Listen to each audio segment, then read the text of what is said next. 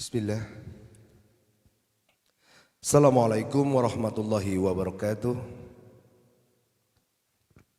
Alhamdulillah. Wassalatu wassalamu ala rasulillah wa ala alihi wa ashabi asmain. Amma ba'd. Hadirin yang berbahagia yang dirahmati oleh Allah SWT. Berbahagia sekali pada kesempatan sore hari ini setelah kita diguyur hujan ya. Masya Allah. Kita semuanya bisa berkumpul di sini pada kesempatan sore hari ini akan ada interaksi secara umum dari para peserta kepada Ustadz dan langsung dijawab insya Allah. Akan tetapi sebelumnya mungkin ada yang disampaikan terlebih dahulu Ustadz sebagai pengantar Ustadz biar terpancing mungkin Ustadz. Disampaikan salam dulu. Salam dulu ya, nggih masalah. Monggo Ustaz. Assalamualaikum warahmatullahi wabarakatuh.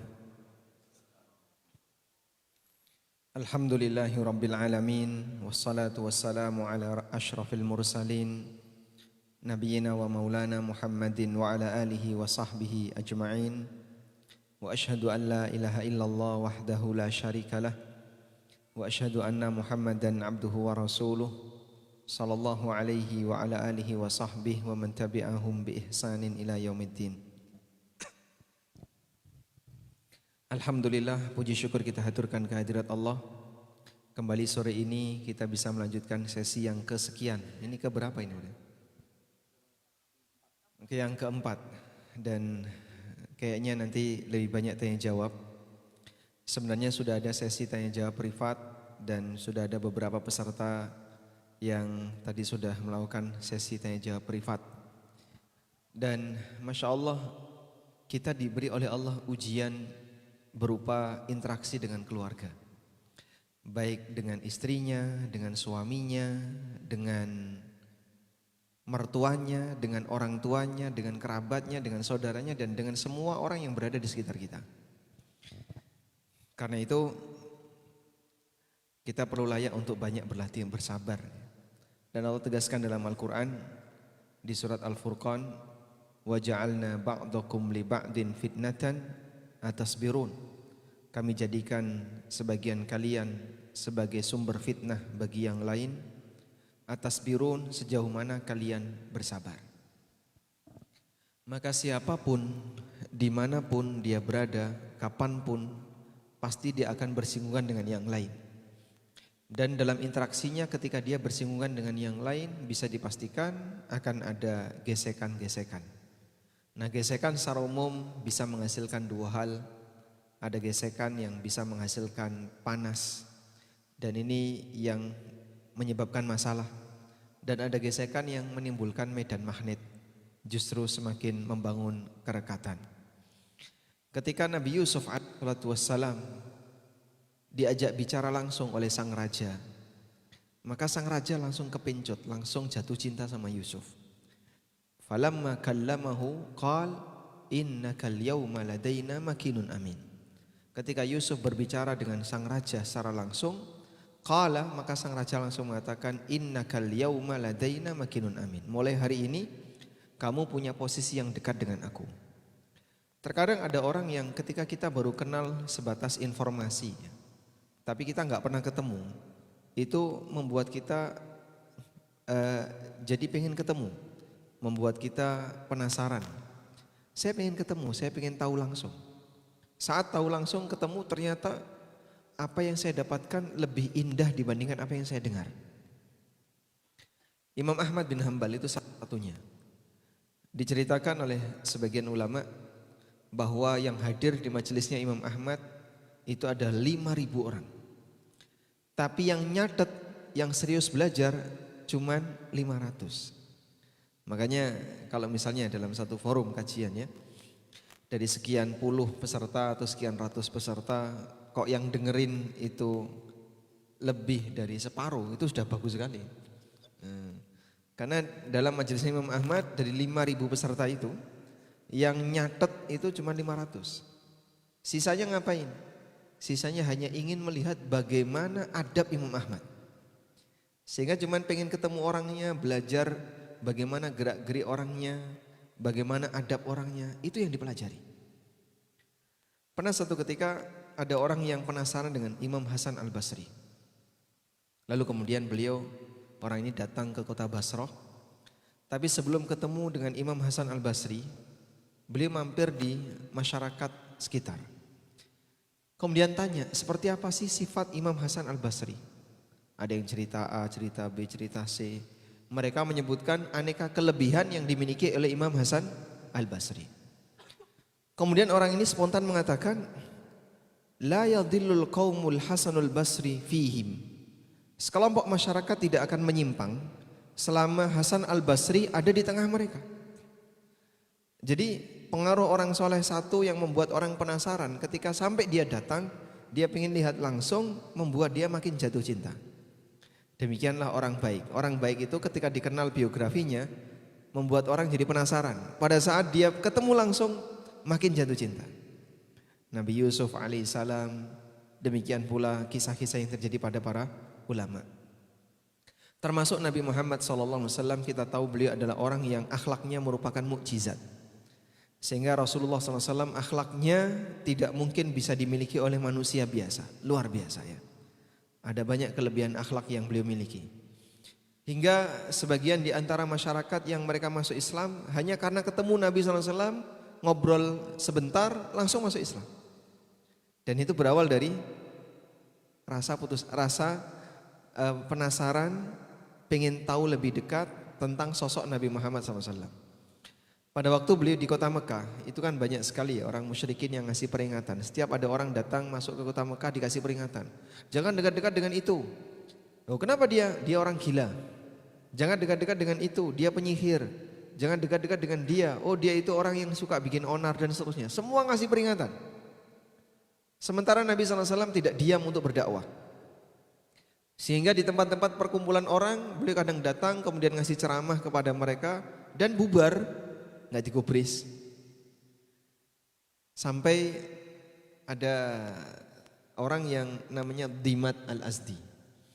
Dimat Al-Azdi, Dod saudaranya Sod ya, Mim, Alif, Dal. Dimat ini tukang ruqyah. Ya, jadi sebelum ada Islam itu ada orang yang pintar jampi. Ya, apa namanya? Jampi-jampi. Tukang sembur. Ya. Nah, ya. Jadi komat kamit, bukan sihir Pak, sihir ada sendiri. Dia tukang suwuk ya, tukang suwuk. Nah, iya. Tahu suwuk Pak? Tahu ya, kalau dari Jawa Timur mesti ngerti ini. Orang Jawa ngerti ya. Jadi dia komat kamit, brus, sembuh. Itu namanya tukang suwuk. Dimat Al-Azdi ini tukang suwuk. Ya. Sekarang kan banyak sekali ya orang-orang yang dia membuka praktek pengobatan alternatif. Iya. Dengan metode suwuk. Makanya sampai ada istilah ya, pembagian guru ngaji. Ada guru yang pinter ngasih ceramah, pinter ngasih nasihat. Seperti ini disebut guru tutur. Guru tutur. Nah, itu yang pinter ngasih nasihat. Ada guru yang dia kurang pinter ngasih nasihat, tapi dicari orang karena dia membuka pengobatan alternatif. Komat kamit, brus. Nah, namanya guru sembur. Oh, ini nggak kalah laris dibandingkan guru tutur ya, pasiennya juga banyak. Baik, kembali ke cerita Dimat ini. Jadi saat Dimat itu masuk kota Mekah, masyarakat Arab sebagaimana kebiasaan mereka ngasih peringatan. Kamu jangan dekat-dekat dengan Muhammad. Dia itu orang gila. Dia orang lagi cacat mental. Dan aneka gelar negatif yang diberikan oleh masyarakat kepada Rasulullah SAW. Kemudian setelah itu Dimat berpikir, Penasaran. kalau memang dia itu orang yang sedang sakit, saya kan tukang suwuk, tak obati nanti. Nah, daripada bikin geger masyarakat kan, mending diobati aja sekalian. Akhirnya datanglah Dimat menemui Nabi SAW. Lalu dia mengatakan, ya Muhammad, kamu katanya bikin onar di masyarakat dan kamu ini katanya cacat mental, punya penyakit seperti ini. Saya bisa ngeruqyah, saya minta izin untuk mengobati kamu. Kemudian Nabi SAW mempersilahkan, silakan. Diruqyah, Masya Allah. Rasulullah SAW diruqyah. Ini kalau bukan orang kurang ajar ya. Tapi karena nggak kenal ya. Nabi SAW diruqyah, sudah. Kemudian setelah selesai Rasulullah SAW bertanya, sudah selesai Dimat? Sudah, sekarang giliran saya. Lalu Rasulullah SAW mulai yang berbicara. Nabi SAW cuma menyampaikan kalimat yang belum pernah didengar oleh Dimat. Beliau menyampaikan muqaddimah khutbah. Innal hamdalillah nahmaduhu wa nasta'inuhu wa nastaghfiruh. Wa na'udzu billahi min syururi anfusina wa min sayyiati a'malina. May yahdihillahu fala mudhillalah wa may yudlil fala hadiyalah. Wa asyhadu an la ilaha illallah wahdahu la syarikalah wa asyhadu anna Muhammadan abduhu wa rasuluh. Kemudian dibacakan beberapa ayat. Dimat melongo, Pak. Melongo itu bahasa Indonesia apa? Kagum apa? Kagum, bengong. Dimat itu bengong.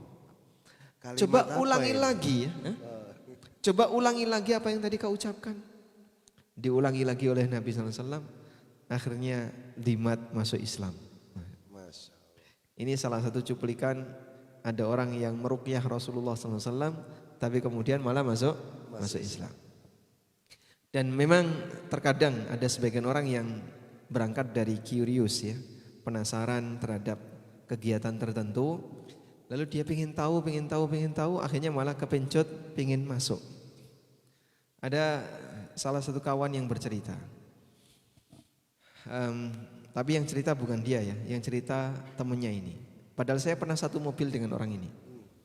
Temennya itu cerita, yang satu mobil sama kamu itu pernah ditugaskan untuk menyelidiki ceramahnya, kalau nggak salah Ustadz Syafiq ya, dan Ustadz Khalid ya, KHB dan SRP.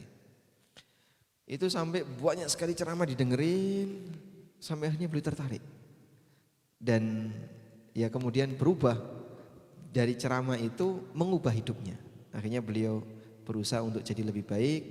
Dan alhamdulillah jadi mereka yang rajin pengen belajar Al-Quran dan hadis secara baik.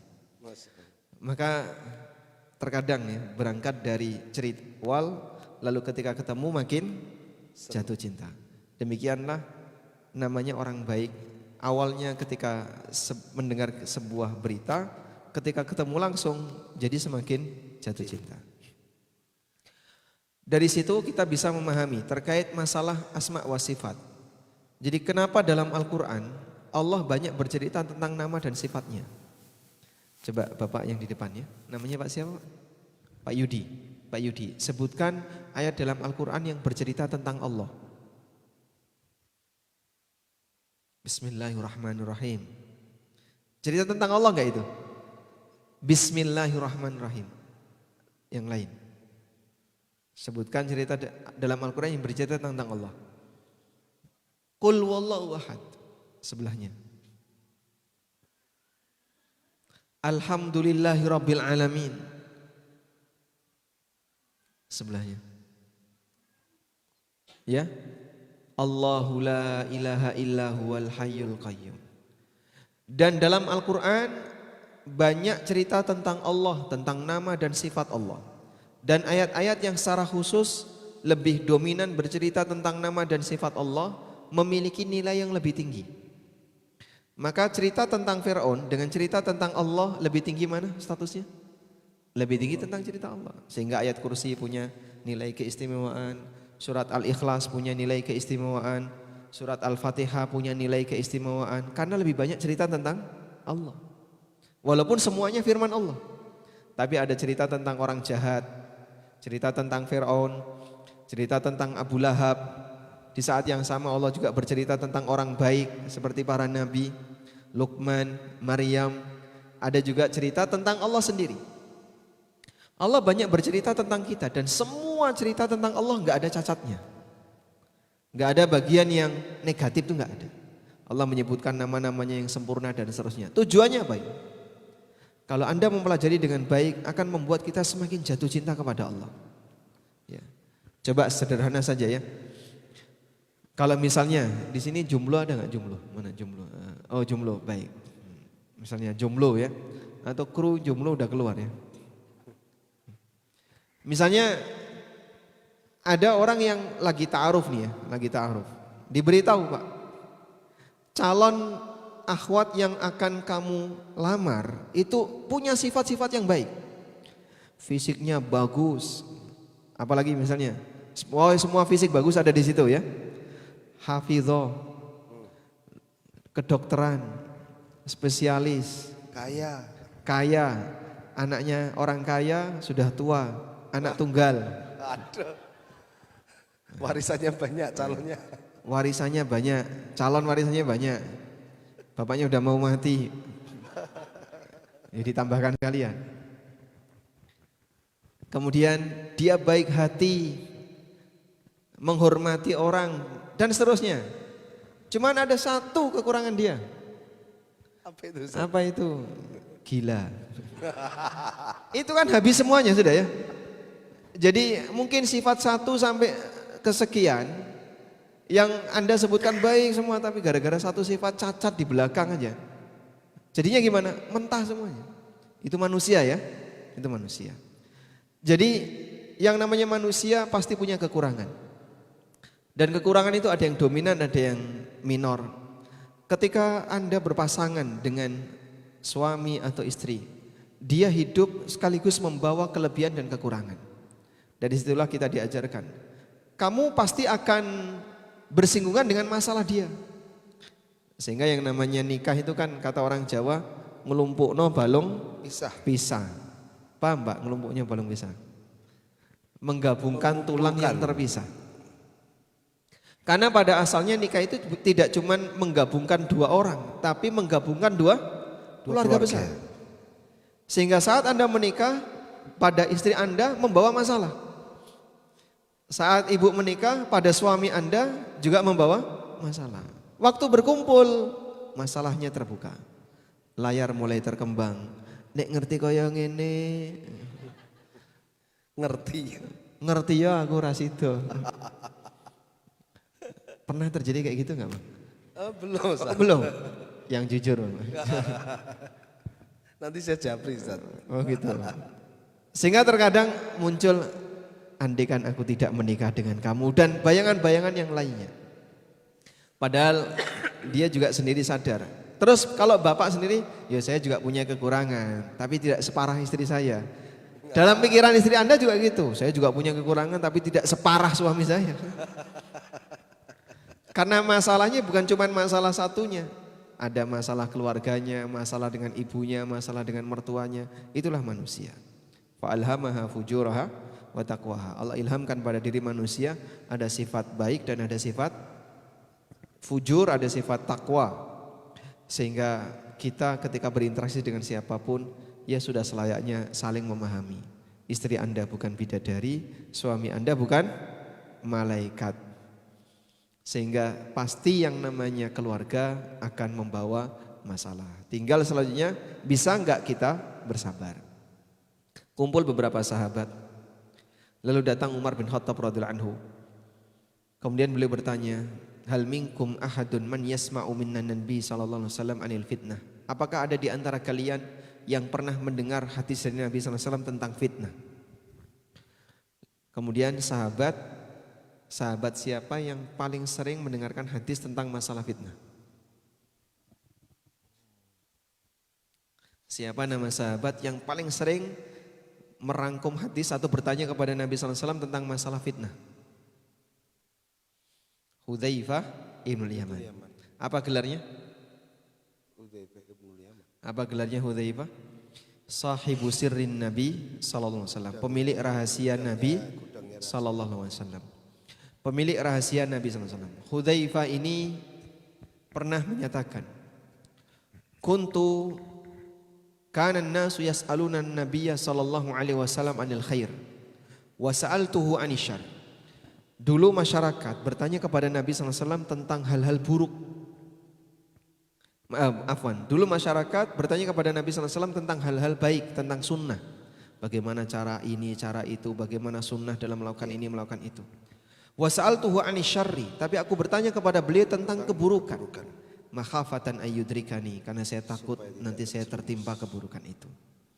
Sehingga Hudzaifah sering bertanya, Kalau besok di akhir zaman akan ada apa, bagaimana kejadian-kejadian, fitnah, ujian-ujian yang akan dialami oleh umat. Kemudian Umar tanya, siapa di antara kalian yang pernah mendengar dari Nabi SAW hadis tentang fitnah? Hudzaifah kemudian menyampaikan. Lalu Umar mengatakan, hadithna wa innaka lajari.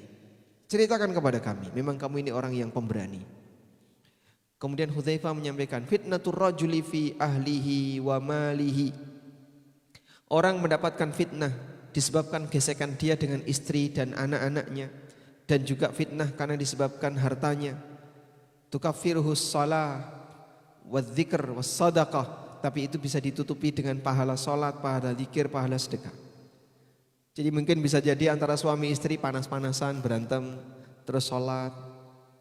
Nanti ketika sholat, dosa yang tadi terjadi karena panas-panasan dengan istrinya, dengan anaknya, dipakai sholat, gugur. Alhamdulillah, Muslim dikasih oleh Allah kesempatan seperti itu. Yang ini tidak dimiliki kecuali oleh Muslim. Kebahagiaan di dunia ini kan kebahagiaan yang sifatnya fluktuatif ya. Seperti gelombang kadang naik kadang turun. Ada nggak keluarga yang nggak pernah berantem? Kayaknya enggak ada, Ustaz. Enggak ada, Ustaz. Enggak ada. Nggak Lebih ada. sering mana, berantem atau Kenapa berdamai? Habis berantem terus nikmat, Ustaz. Masya Allah. Maksudnya gimana ya? Jadi anak gitu. Jadi kegiatan berkeluarga pasti seperti itu. Kadang gelombangnya kadang naik, kadang turun. Pasti semuanya akan mengalami seperti itu. Maka dari semua curhat yang disampaikan oleh para peserta yang bertanya, saya jadi tahu rahasia banyak orang. Ini bukan yang pertama Pak ya. Dulu waktu saya masih di megang web konsultasisyariah.com. Di web itu kan ada kolom kirim pertanyaan. Sehari itu bisa mungkin 100 pertanyaan masuk itu sehari. Dan gak semuanya dijawab. Waktu terakhir saya tinggal itu mungkin ada lebih dari 10.000 email yang belum terbuka. Saking banyaknya. Dan saya kan termasuk moderatornya di email itu. Jadi saya setiap hari kalau udah ngantor buka email itu, jawab beberapa pertanyaan, yang lain saya share ke beberapa asatidzah dan gak ada yang kembali. Dan dominan itu isinya curhat. Ini pernah satu ketika ada cerita ya. Udah tahu ceritanya Mam? Belum, Ustaz. Menarik ini. Jadi ada ibu-ibu dari Jakarta. Beliau cerita tentang masalah rumah tangga dia. Panjang sekali. Kemudian tanya, dari semua kisah di atas itu boleh nggak saya gugat cerai? Kalau saya lihat, saya baca dari email yang dia sebutkan, semua ini sudah cukup menjadi alasan untuk gugat cerai. Intinya pokoknya suaminya zalim, kasar, keras dan seterusnya. Sehingga saya jawab, jika informasi yang Anda sampaikan itu benar, Anda punya hak untuk gugat cerai. Udah?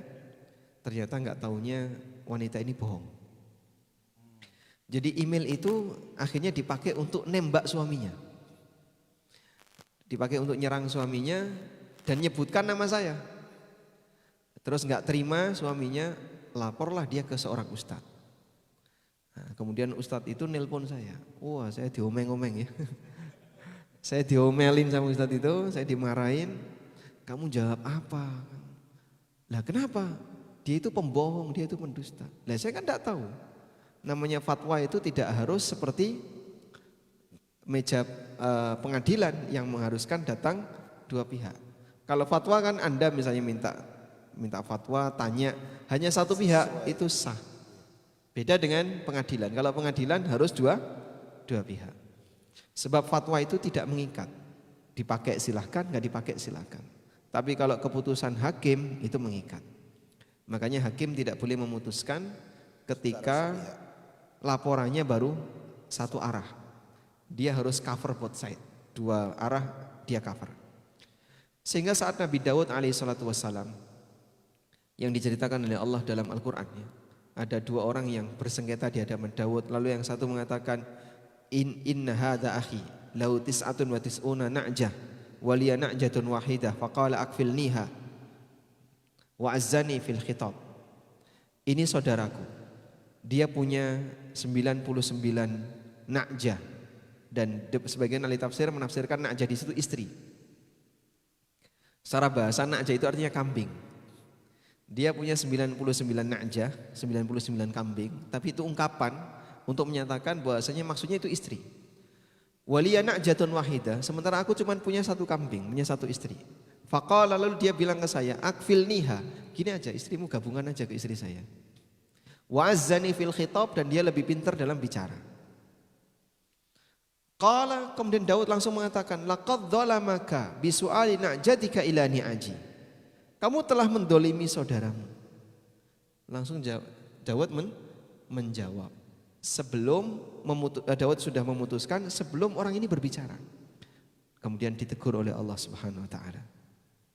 Langsung ditegur oleh Allah taala.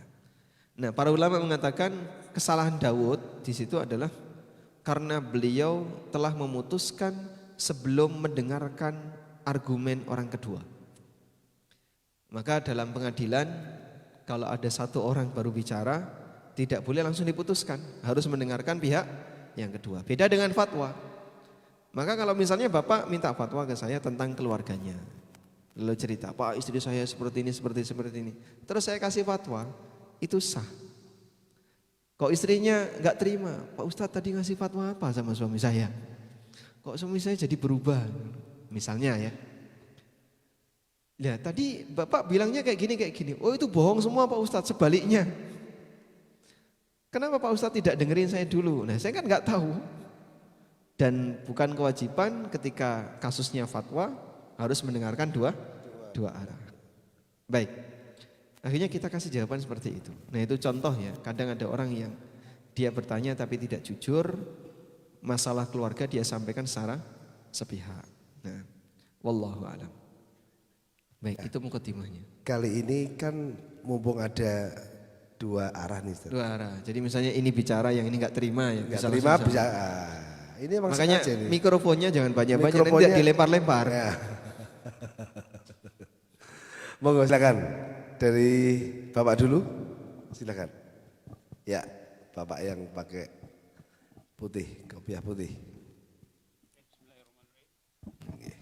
Bismillahirrahmanirrahim. Assalamualaikum warahmatullahi wabarakatuh. Waalaikumsalam warahmatullahi wabarakatuh. Ana Heri dari Bekasi. Nah. Jadi gini Ustaz, yang ingin Anda tanyakan, kami ini punya ayah gitu. Keluarga punya ayah, qadarullah waktu itu dia masih non muslim Ustaz. Nah sebelum meninggal sempat masuk Islam Ustaz. Nah gitu. Kemudian kan punya aset nih Ustaz, waris. Dan warisnya itu dikembangkan sama keluarga besar yang non muslim. Tiap tahun terus berkembang, asetnya bertambah terus Ustaz. Nah pertanyaan yang pertama adalah apakah anak-anak yang muslim itu dapat waris? Terus yang kemudian hitungan warisnya seperti apa Pak? Seperti apa dengan berkembangnya setiap tahun asetnya Ustaz? Ya. Ahli warisnya Ustaz. Siapa saja Pak?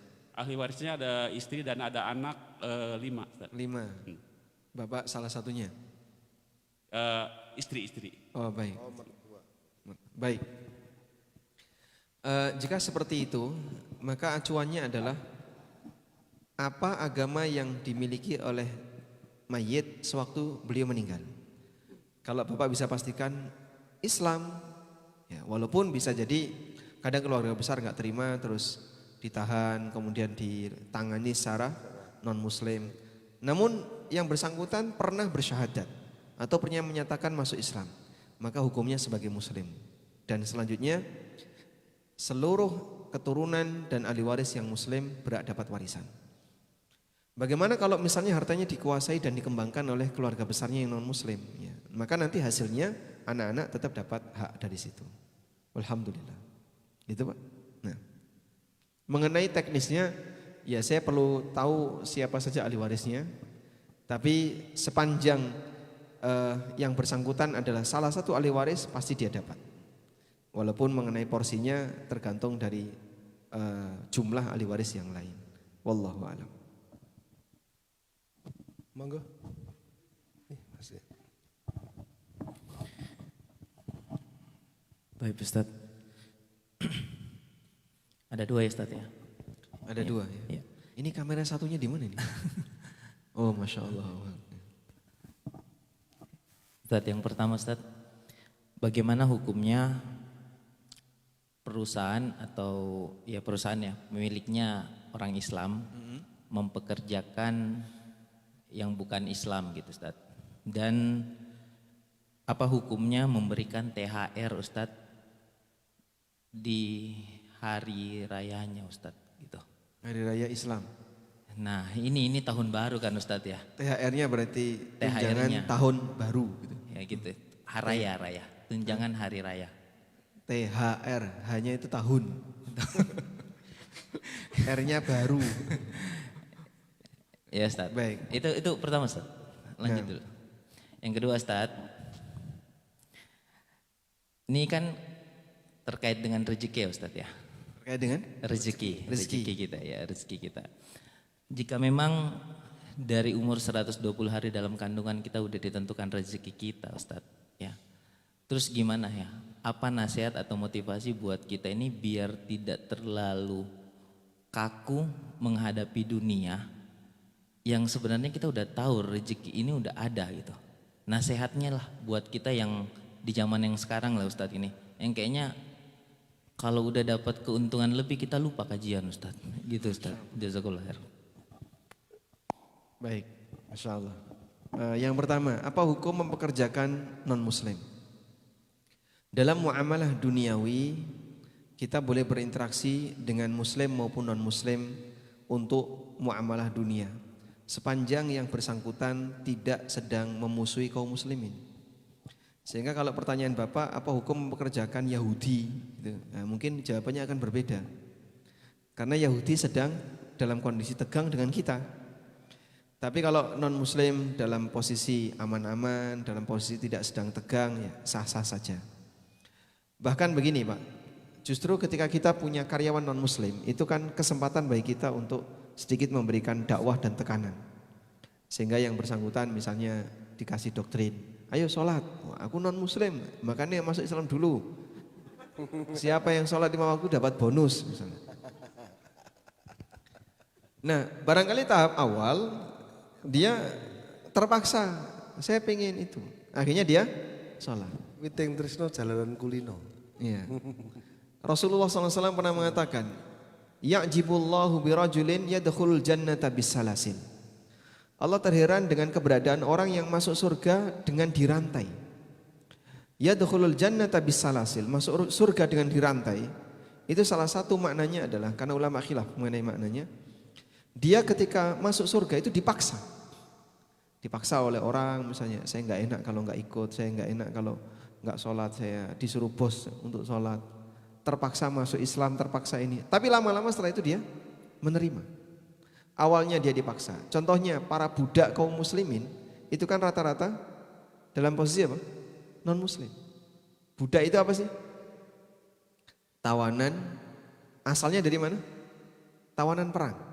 Muslim nyerang non muslim, terus ada tawanan. Maka tawanan ini jadi budak. Berarti awalnya apa mereka agamanya? Non muslim.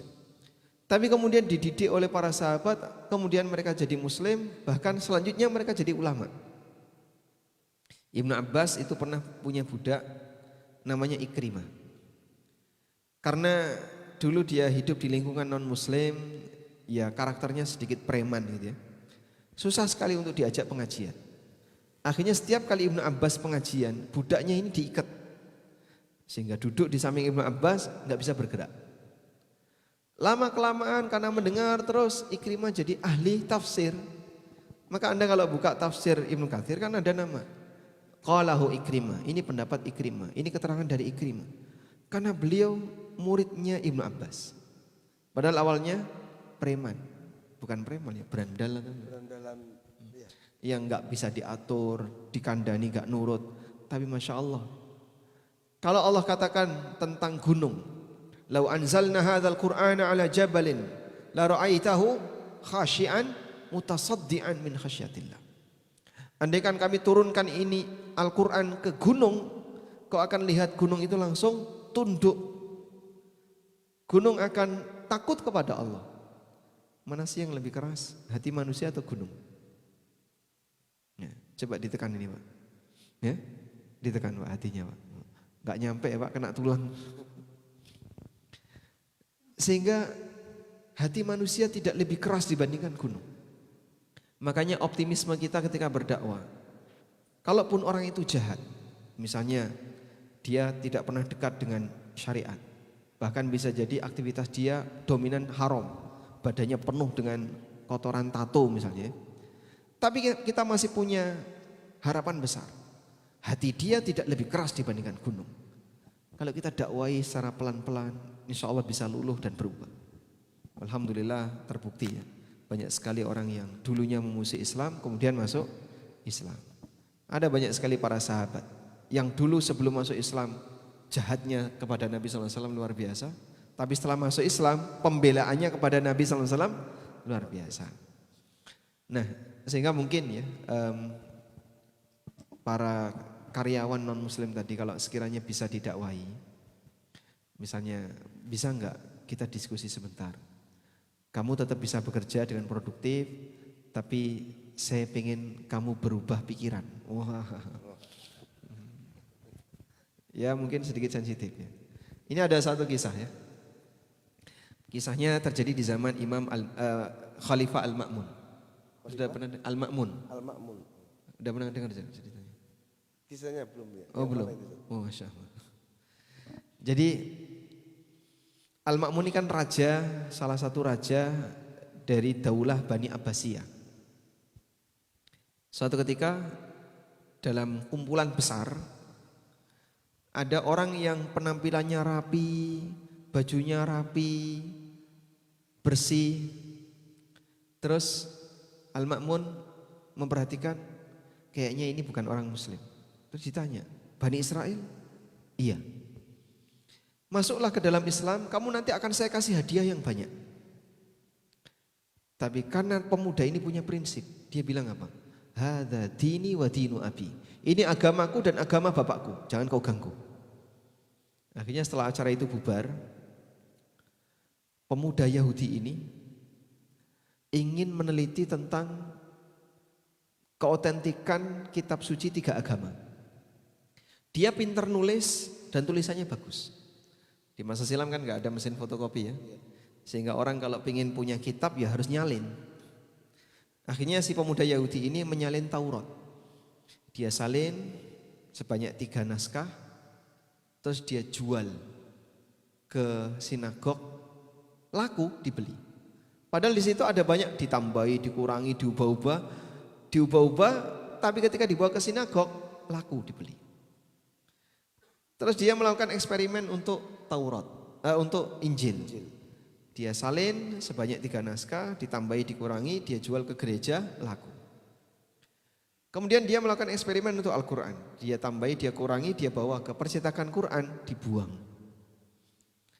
Lalu sejak saat itu dia berpikir, satu-satunya kitab yang tidak bisa diubah oleh manusia hanya kitab Al-Quran.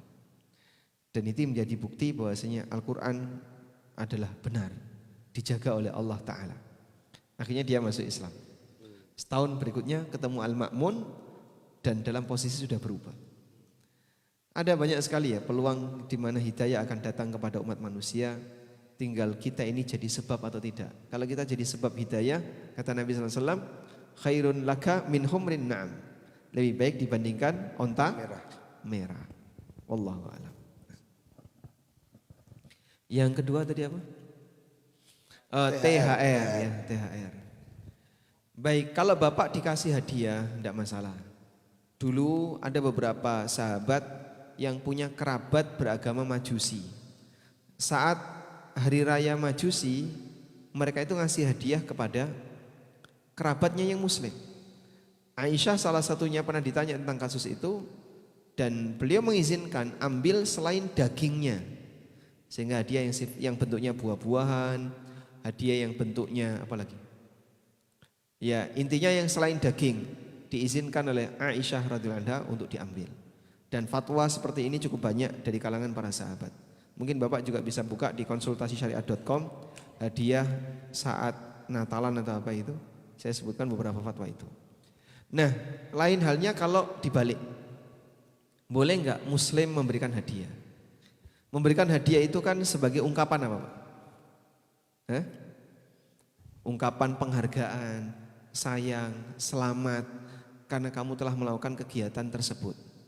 Nah, dalam posisi ketika kita tidak sepakat dengan kegiatan itu, ya kita tidak memberikan ungkapan selamat dan seterusnya. Maka mungkin hadiahnya silahkan dikasih, tapi di luar momen tadi. Ya. Sehingga misalnya sepekan setelah Lebaran atau sepekan setelah tahun baru, insya Allah tidak masalah. Wallahu a'lam. Monggo. Masya Allah. Baik. Bismillah. Assalamualaikum warahmatullahi wabarakatuh. Waalaikumsalam warahmatullahi wabarakatuh. Tad, pertama bagaimana merubah budaya tabu pada saat ada orang tua kita meninggal kemudian kita membicarakan warisan itu Tad. Kan rasanya baru meninggal kemudian ngomongin warisan kok piye gitu kan.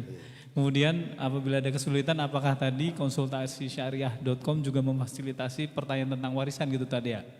Yang kedua Tad, bagaimana juga merubah budaya qasidahan di masjid gitu di lingkungan gitu Tad. Ini kan karena nggak punya ilmunya makanya saya nggak mau jadi ketua RW gitu Tad. Kira-kira gitu Tad, mohon pencerahan Tad. Masya Allah. Ini seharusnya diarahkan ke Menteri Kebudayaan.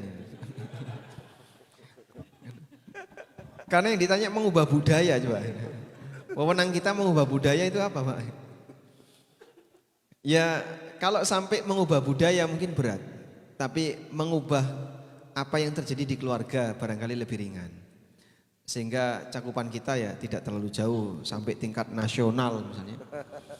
Ya, kecuali kalau jadi perpres atau apa itu mungkin bisa Pak. Baik, kalau Bapak bertanya tentang masalah tabu ketika baru saja meninggal kemudian membicarakan warisan. Ya memang tabu. Makanya bukan syarat warisan itu harus segera dibagi. Ada beberapa pernyataan yang saya nilai ini salah ya. Pertama begini, jika warisan tidak segera dibagi maka mayit akan tersiksa di alam kuburnya. Ini salah ini. Apa hubungannya antara warisan dengan mayit? Beda dengan utang, kalau utang tidak segera dilunasi mayit tidak tenang, itu betul. Makanya ketika salah satu anggota keluarga kita meninggal, untuk masalah utang itu segera diselesaikan. Lebih cepat lebih baik. Yang kedua, kalau itu warisan itu bukan lagi hartanya mayit. Dan mayit sudah tidak berurusan dengan warisan itu. Sehingga ketika warisan itu tidak segera dibagi, tidak memberikan pengaruh kepada mayit. Maka pernyataan kalau warisan tidak segera dibagi, mayit akan tersiksa, mayit tidak akan tenang, ini butuh dalil. Karena ini bicara hal yang gaib. Sehingga siapa yang menyampaikan itu, dia bertanggung jawab untuk menyampaikan dalil. Sebab ini berkaitan dengan hal gaib. Yang kedua, tidak ada istilah menunda bagi waris. Menunda bagi waris itu enggak ada Pak. Yang ada menunda serah terima waris. Kenapa? Karena otomatis warisan itu. Sehingga ketika si A meninggal, otomatis seluruh ahli waris memiliki harta peninggalan si A. Otomatis. Dalam istilah ilmu waris disebut dengan ijbari. Kalau Anda sudah punya buku ilmu waris, Pak Taufik sudah punya ya? Kayak, tadi kan dapat hadiah itu kan? Nah, nanti Bapak buka, lihat di daftar isi, ada judul warisan itu sifatnya otomatis. Kenapa disebut otomatis? Karena dia tanpa akad. Maka orang tua walaupun diam saja nggak pernah ngomong tentang warisannya, ketika mati otomatis harta beliau jatuh ke tangan siapa? Ahli waris. Ahli waris, otomatis. Karena terjadi tanpa akad. Beda dengan hibah. Kalau hibah itu tidak ada istilah otomatis. Hibah, hadiah itu tidak ada otomatis ya. Makanya yang kemarin kita sampaikan, suami beli properti atas nama istri, apakah otomatis jadi milik istri? Belum tentu. Beda dengan warisan, kalau warisan otomatis. Kalau yang kayak tadi otomatis atau tidak? Tidak. Kenapa tidak otomatis Pak? Ya karena nggak ada istilah hibah otomatis. Oh ini otomatis jadi milik saya ya. Kenapa? Sudah masuk rekening saya? Misalnya ya pembayaran untuk suami tapi nyasar ke rekening istrinya. Pak ini kok ada yang transfer 50 juta ke saya? Ya itu pembayaran untuk saya kemarin proyeknya udah berhasil. Kok masuk rekening saya Pak ya? Alhamdulillah otomatis milik saya. Kalau sudah masuk ke bini syariah nggak bisa ditarik. Bang Bini. Hah? Bang Bini. Bang Bini Syariah. Ya.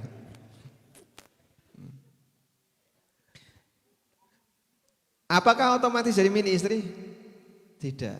Anda perlu sadar bisa jadi itu cuma titip ya. Kadang suami tidak ingin nanti dikejar pajak misalnya. Atau ketahuan pajak kemudian titip ke istrinya dan seterusnya. Baik. Intinya dalam hal ini yang ada itu bukan pembagian, menunda pembagian. Karena pembagian itu otomatis. Jadi misalnya A dan B meninggal, suami istri ya, punya 2 anak laki-laki C dan D. Ketika A meninggal, berarti B dapat berapa? Sebagai istri dapat berapa? 1/8. Sisanya berapa? 7/8 dibagi 2 C dan D. Kapan pembagian itu? Begitu A meninggal otomatis. Sehingga pembagian ini tidak ada waktu penundaan. Begitu A meninggal ya otomatis akan jatuh ke tangan mereka. Dengan porsi seperti tadi. Cuman tertunda serah terimanya. Nah maka yang tertunda itu sebenarnya apa? Serah terima. Bukan pembagian. Sudah? Aset yang dimiliki oleh A otomatis milik mereka ini. Sesuai dengan porsi jatah warisannya. Sehingga kalau A meninggalkan sebidang tanah, maka istri punya 1/8 dari sebidang tanah itu, 12,5%. Sisanya untuk anaknya, secara otomatis. Begitu Pak. Nah yang dipermasalahkan oleh masyarakat adalah ketika sudah minta, padahal orang tua baru saja meninggal. Minta di sini kan minta objek itu serahkan ke saya. Nah kalau minta objeknya diserahkan ke dia, tergantung objek warisan ada 2. Ada objek liquid dan ada objek non liquid. Liquid itu yang gampang dibagi. Uang, tabungan, emas, perabotan, kemudian baju, ya, pakaian, sandal, sepatu dan seterusnya. Ya. Bapak meninggalkan apa? Bapak punya koleksi sabuk, 100 sabuk misalnya. Gopoi. Ya? Sabuk emas misalnya. Nah itu bisa langsung dibagi. Karena apa? Gampang. Liquid. Ada yang non liquid. Non liquidnya apa Pak? Contohnya Pak. Mobil, tanah, rumah, sawah, lemah. Dan seterusnya itu sifatnya non liquid. Nah memaksakan non liquid. Pokoknya saya harus segera dapat. Itu bisa jadi malah dolim. Lah segera dapat gimana? Bentuknya tanah. Ya tak iris kene, diiris kayak kue aja. Nggak bisa ya. Maka para ahli waris juga perlu tahu posisi objek warisan yang ditinggalkan oleh mayit. Wallahu a'lam. Satu lagi tadi apa? Budaya, menghilangkan budaya qasidah. Di tempat kami nggak ada Pak. Jadi Bapak pindah aja ke tempat kami. Ya memang ada sebagian masyarakat yang senang dengan itu. Tapi mengubah budaya sekali lagi Pak, itu kan skalanya skala besar. Ya setidaknya kita bisa menyampaikan sesuai yang mampu kita sampaikan. Kalau di masjid ya jangan ketimpulungan seperti ini, nggak sopan ya. Kita saja, antum pernah masuk keraton nggak? Pernah. Ya. Dikasih protap-protapnya nggak? Dulu iya. Itu baru pintunya loh ya. Kalau ke dalam lagi itu lebih sakral lagi ya. Iya. Sehingga di beberapa daerah tertentu itu dibuat sakral. Coba ketimpulungan itu dilakukan di kuburan, itu berani nggak kira-kira? Datang ke kuburan kemudian ketimpulungan qasidahan itu. Orang akan takut, enggak berani gitu. Kenapa? Nanti tidak kesambet. Kesambet itu kan sama dengan kualat ya. Jadi dia takut karena takut nanti kualat. Kenapa dia enggak takut kualat di masjid? Padahal masjid adalah rumah Allah yang seharusnya dijaga kesuciannya, dijaga kehormatannya, bukan dipakai untuk tempat gojekan, guyonan, apalagi model-model acara seperti itu. Sehingga jadikan rumah Allah sebagai tempat yang sakral ya. Sehingga ada adab dan sopan santun yang harus dilakukan ketika kita berada di dalamnya. Wallahu a'lam. Ya, cuman seperti ini yang mau dengerin kan Bapak ya. Monggo yang lain dari ibu-ibu. Silakan. Ada? Silakan. Silakan, Pak Dokter. Hah? Ibu itu dulu. Mas Tuan, sini mic-nya.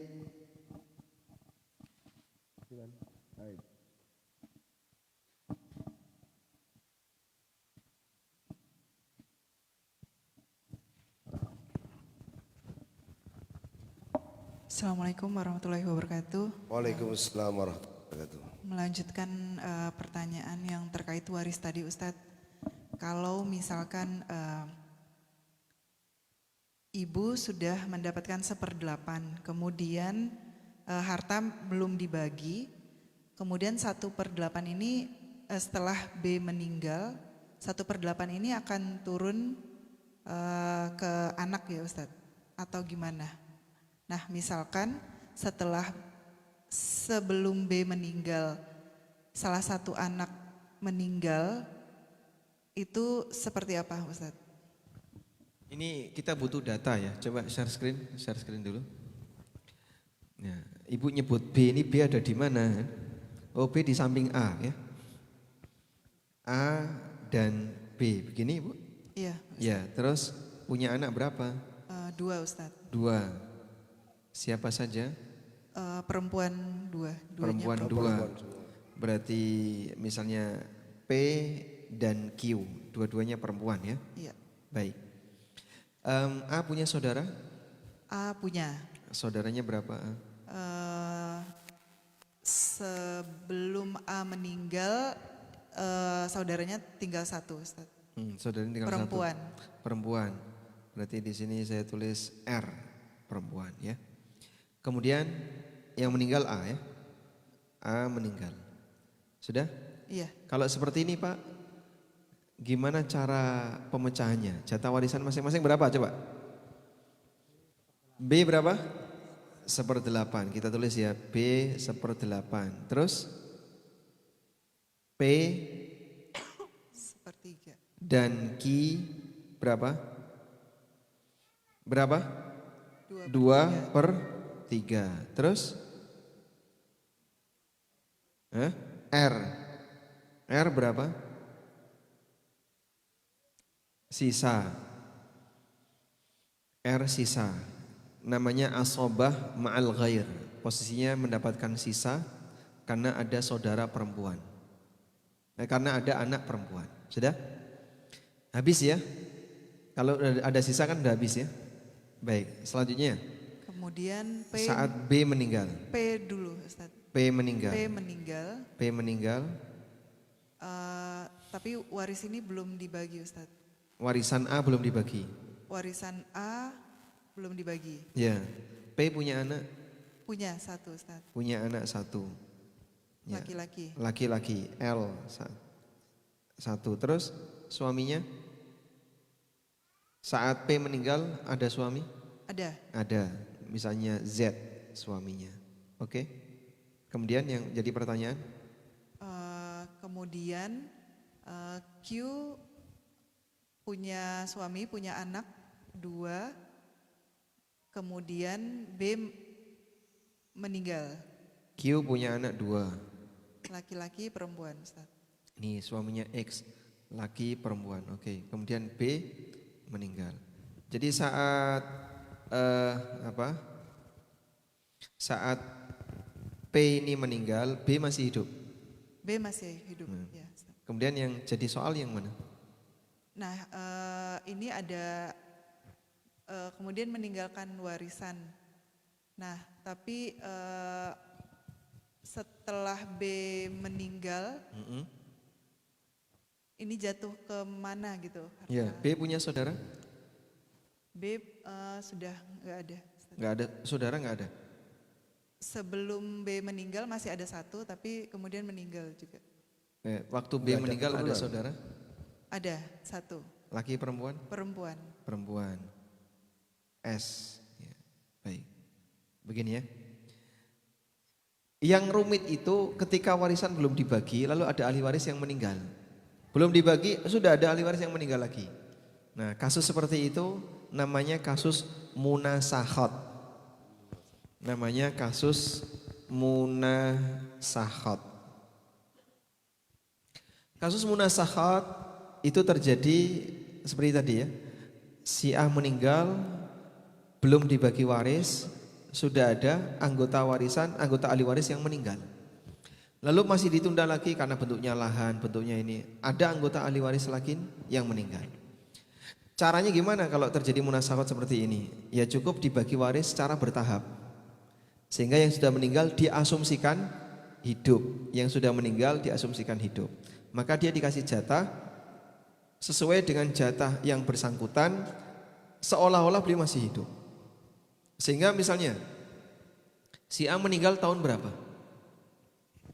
2008 Ustaz. 2008 ya. Si A meninggal tahun 2008. Warisan baru mau dibagi tahun 2024 pasca pemilu. Misalnya ya. Padahal P sudah nggak ada.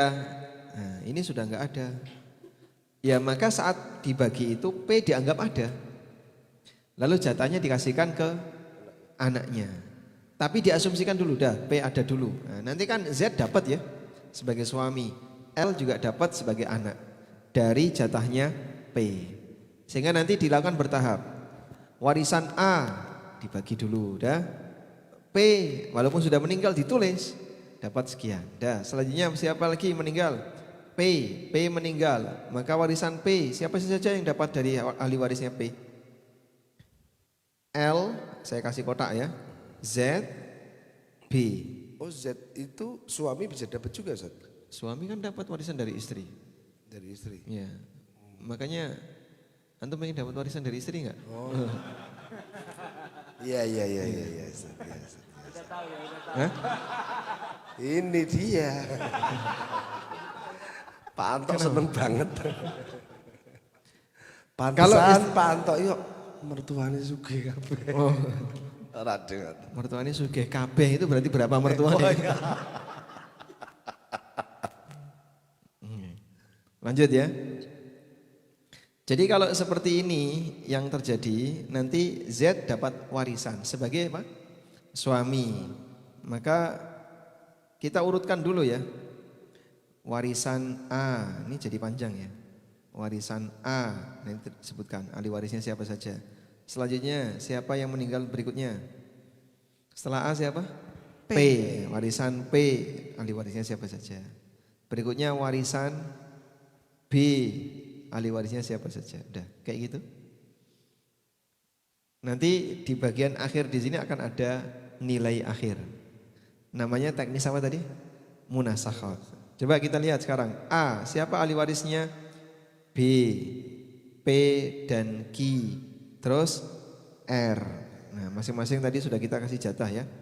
P, saat P meninggal siapa ahli warisnya? Z. Warisan P, kita tulis ini. Warisan P, ahli warisnya Z. Dapat berapa Z? 1/4. Terus L. L dapat berapa?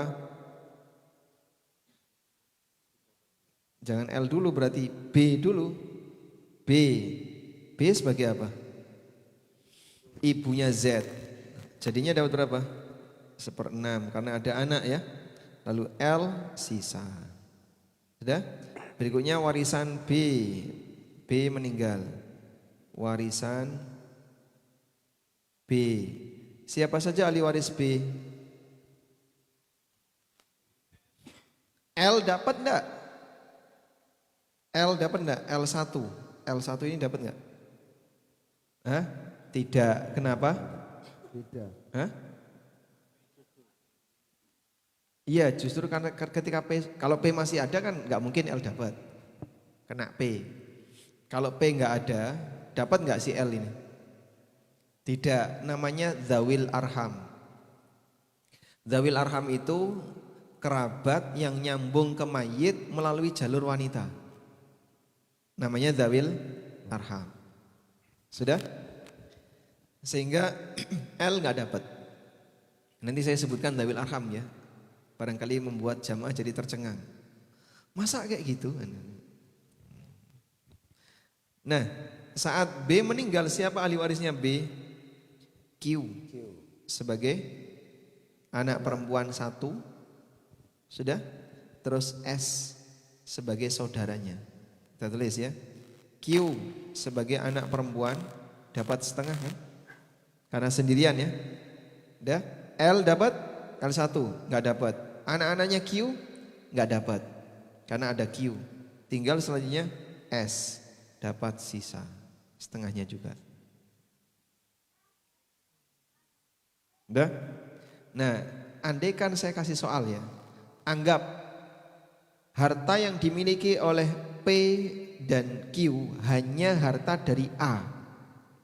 Berapa jatah warisannya S? Andaikan harta yang dimiliki oleh P ini yang meninggal saya kasih tanda kuning aja.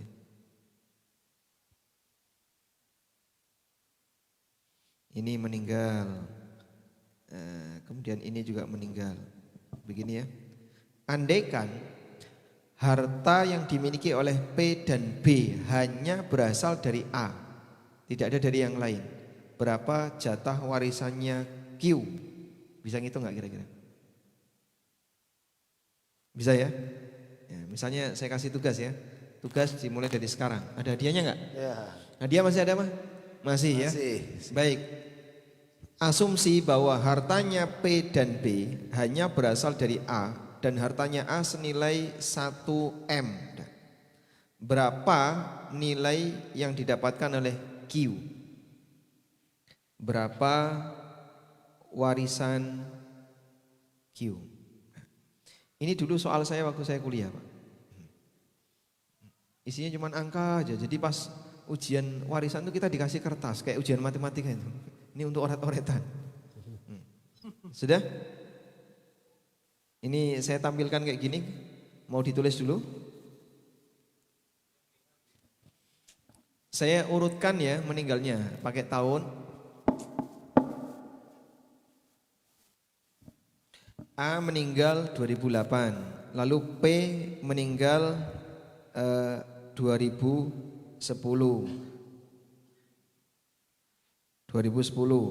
B meninggal 2020.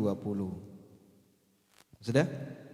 Berapa warisan yang didapatkan oleh Q? Ini saya hapus dulu. Ini hapus saja ini.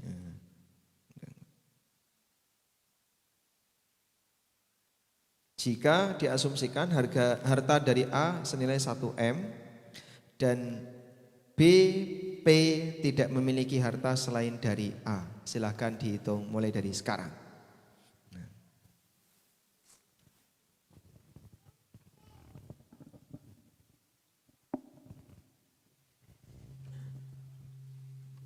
Siapkan hadiahnya. Hadiahnya udah siap ya. Waktu kita berapa menit? 2 menit cukup? 3 menit? 2 menit?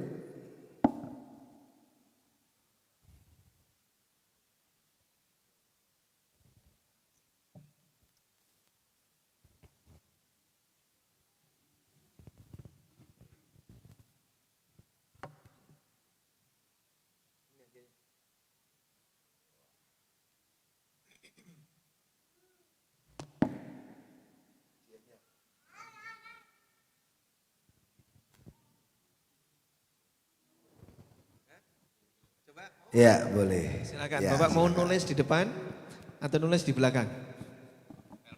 Oh boleh, verbal, silakan. Oke. Kalau yang anak pahamin boleh nggak ditunjukin diagramnya? Ini diagram sudah? Oh iya, kan tadi A meninggal ya. Terus B dan P dapat dari A dan nanti meninggal kasih Q gitu ya. Berarti yang B dapat 1/8 sebagai istri. Iya. Terus yang P itu dapat setengah dari 2/3. Jadi dapat 1/3. Jadi yang Q nanti dari B dan P dapat 1/3 plus 1/8. Kalau saya hitung sekitar 0,45. Kalau tadi warisan dari A itu 1M, dapatnya jadi 458 juta. Berapa? 458 juta. 458 58 juta. juta. Kita catat di sini ya. 458 juta. Baik. Ada jawaban yang lain silakan. Nah, Ustaz. Kalau heran. Masya Allah, itu ngitungnya nggak pakai oret-oretan ya, di awang-awang tuh. Oh, pakai kalkulator. Ya, silakan. Berapa Pak? Pak Dengkul. 300 berapa? 395 juta 95 juta, 395 juta, 833 83 gitu aja ya. Ya. Oke, baik. Selanjutnya ada lagi? Sama? Oh, sama dengan depan. Ada lagi? Monggo, yang ibu-ibu. Ibu-ibu pasrah kayaknya. Ya? Pasrah kayaknya. Mereka penerima. Iya. Udah ada saya dikasih Yang penting, berapa? yang penting tak mau terima terima aja gitu ya. Ustaz, nggak usah ngitung, pusing gitu. Ya, Masya Allah. Ada lagi?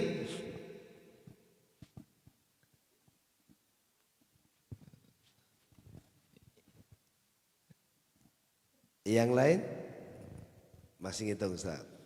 Ini hadiahnya kurang gede makanya nggak menantang. Iya. Hadiahnya padahal ini ilmu pengantar Berapa, waris. Pak? Berapa? Umroh. Hadiahnya umroh. Uroda. Udah. 50%. Oh iya, nanti harganya di mark up dulu. Berapa Pak? Pak Dokter, berapa? 253,5. Masya Allah. Udah, ada 3 pilihan jawaban nih yang beda kalkulatornya kayaknya. Cukup? Sebentar, Pak Taufik belum jawab masalahnya ini. Ditunggu Pak gongnya Pak, digongi Pak. Pak Toto? Kenapa? Mumet. Sebelah jenengan tuh cagak loh Pak. Nek mumet cekelan cagak Pak. Pusing pegangan tiang tuh. Cukup ya, sekarang coba kita hitung ya. Coba kita hitung.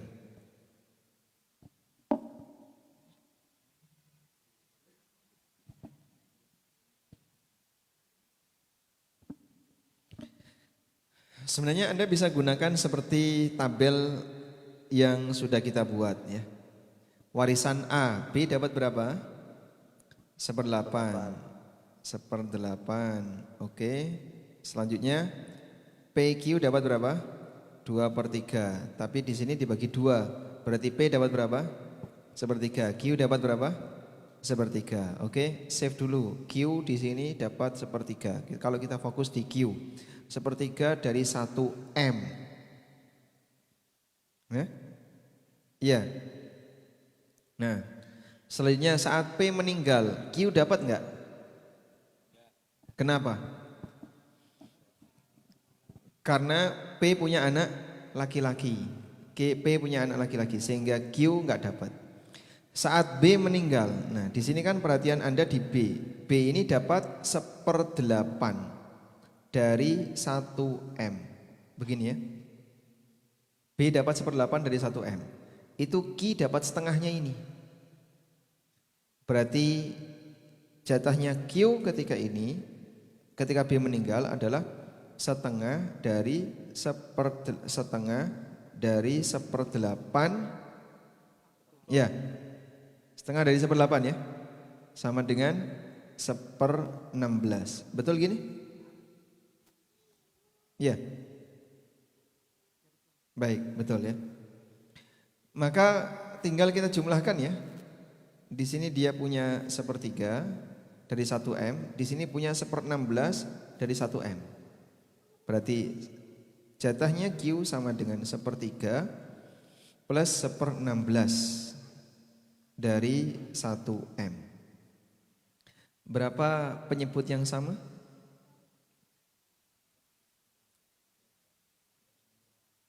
Berapa? Dikalikan saja kayaknya kalau rumit. 40. Masya Allah. 48. 48 bagi 3 16 tambah 3 19 48 kali 1M. Nah ini boleh pakai kalkulator. Berapa? 390 Baik, Cik lihat. Masya Allah, ini jawaban yang benar. Masya Allah, dapat hadiah. Silakan ke depan. Oh gitu, boleh buku yang lain. Boleh. Boleh, karena tebelnya ini. Mohon maaf. Anda mau yang ini? Atau yang ini? Dua-duanya? Dua-duanya itu juga udah punya, Ustaz. Oh, dua-duanya udah punya. Baik, silakan Bapak ke depan untuk menerima hadiah. Insyaallah. Barakallahu fiikum, insyaallah. Oke. Alhamdulillah. Lulus ya? Lulus. Bapak lulus, semoga movecamp berikutnya bisa ikut lagi ya. Amin. Cukup? Ada lagi? Izin Ya. Ustaz. Oh, bisa dibacakan. Pertanyaan, Audi.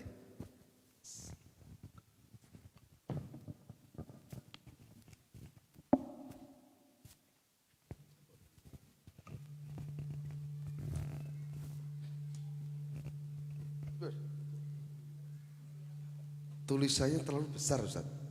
Iya. Enggak perlu, insyaallah.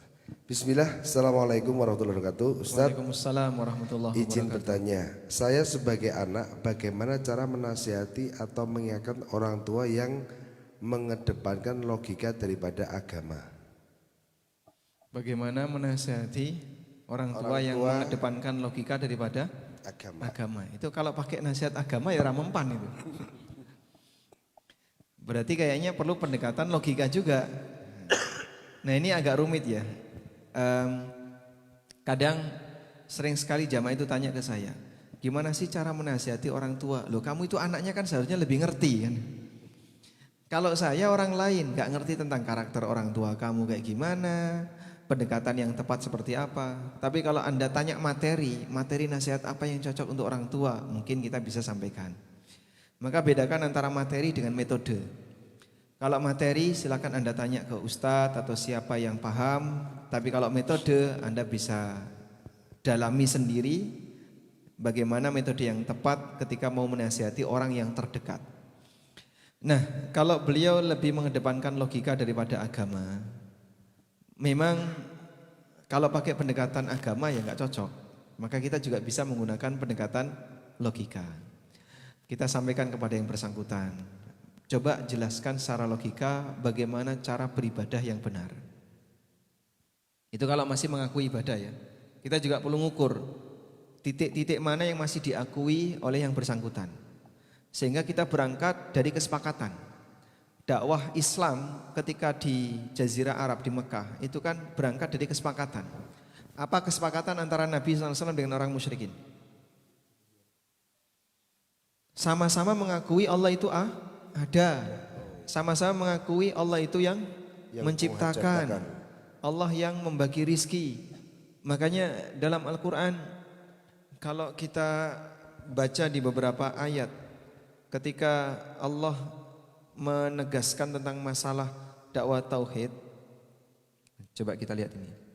Sayaquluna lillah.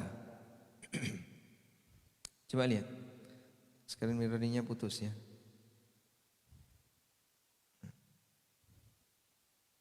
Sebentar. Anda bisa buka di surat Al-Mu'minun mulai dari ayat 85. Sudah ketemu? Al-Mu'minun mulai dari ayat 85. Masuk ya screen mirroringnya. Qul limanil ardu wa man fiha in kuntum ta'lamun. Di ayat 84. Katakan wahai Muhammad, tanya kepada mereka, bumi ini milik siapa? Isi bumi milik siapa? In kuntum ta'lamun, kalau kalian mengetahui. Sayaquluna lillah, maka orang musyrikin akan menjawab milik Allah. Katakan lagi, qul man rabbus samawati sab'i wa rabbul arsyil azim. Tanyakan sama mereka, siapa pencipta langit yang 7 dan siapa pemilik arsy yang agung? Sayaquluna lillah, mereka akan menjawab itu milik Allah. Jadi ada beberapa titik kesamaan antara dakwah Islam dengan keyakinan yang dimiliki oleh orang musyrikin.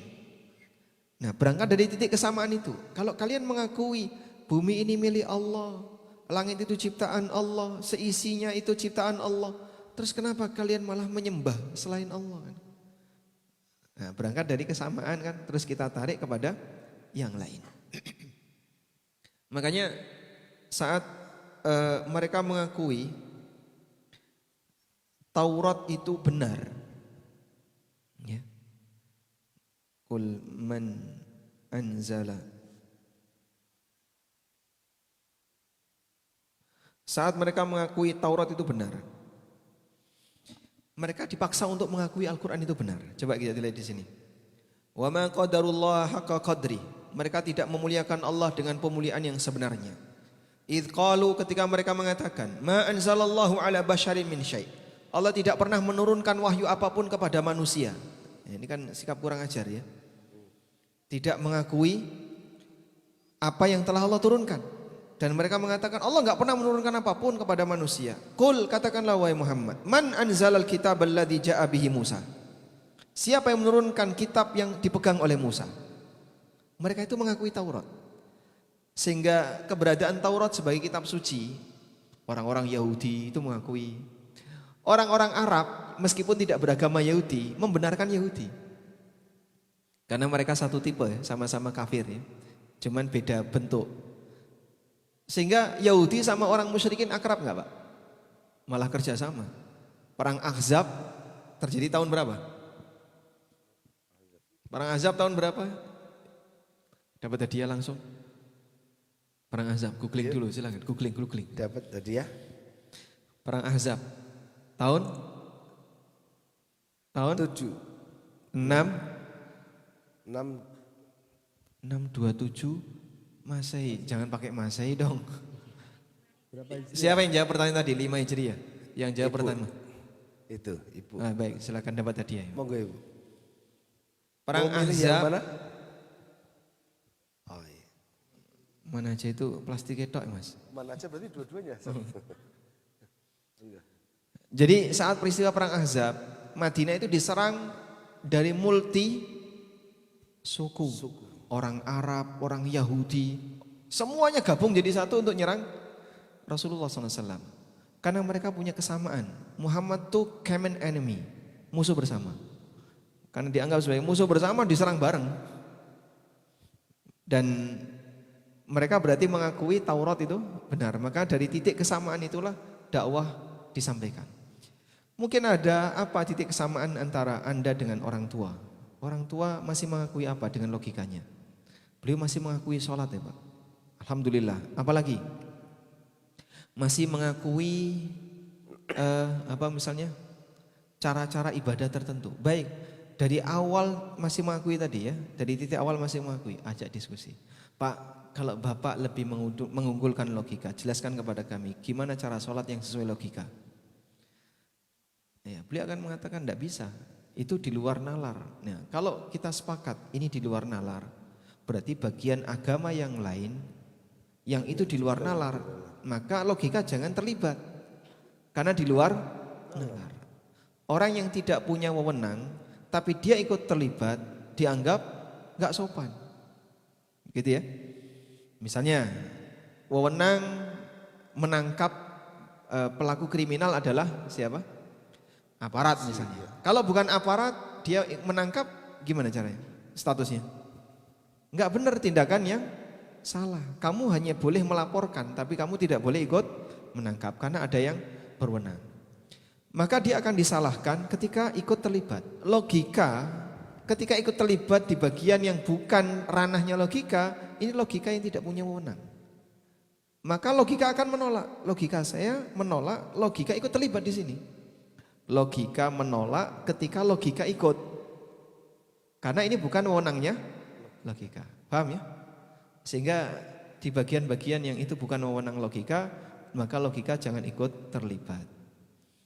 Dan masalah logika, misalnya kamu dalam memahami ini harus pakai logika. Terus logika siapa yang dipakai? Logika saya atau logika Bapak? Ya logika saya. Loh, logika Bapak tidak lebih mulia dari logika saya.